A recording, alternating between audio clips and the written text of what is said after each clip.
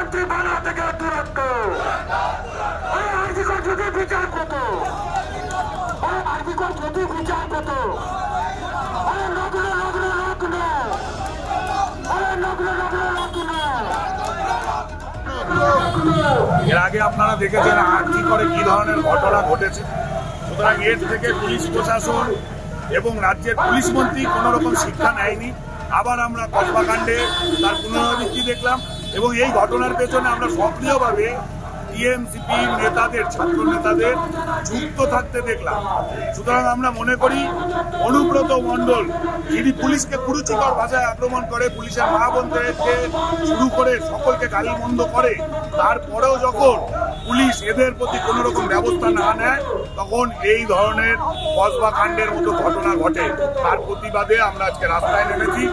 আমরা চাই যারা এই কাণ্ডে দোষী তাদের প্রত্যেককে শাস্তি দেওয়া হোক এবং অবিলম্বে মুখ্যমন্ত্রীর পদত্যাগ করা উচিত, কারণ ওনার নেতৃত্বে রাজ্যের মহিলা সমাজ সুরক্ষিত নয়, যার কারণে আজকে আমরা বিক্ষোভে নেমেছি।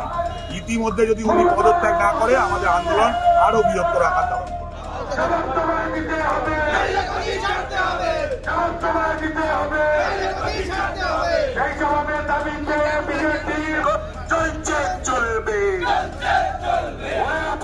পুলিশ মন্ত্রী তোমায় জানাই মুখ্যমন্ত্রী জবাব দাও।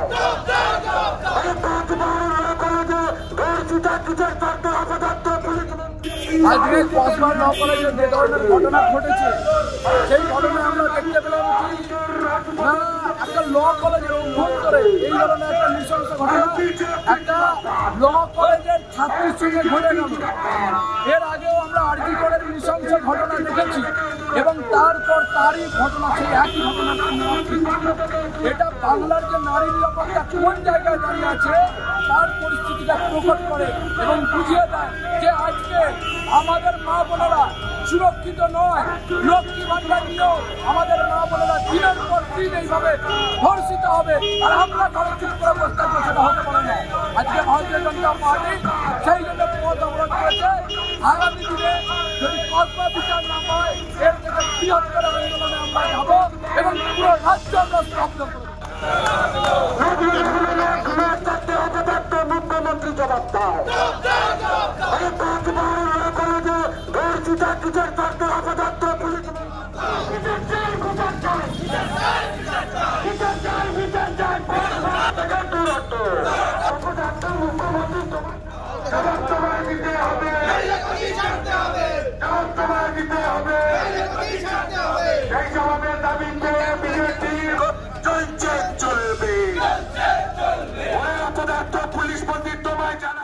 আমাদের ভিডিও ভালো লাগলে লাইক এবং শেয়ার করুন।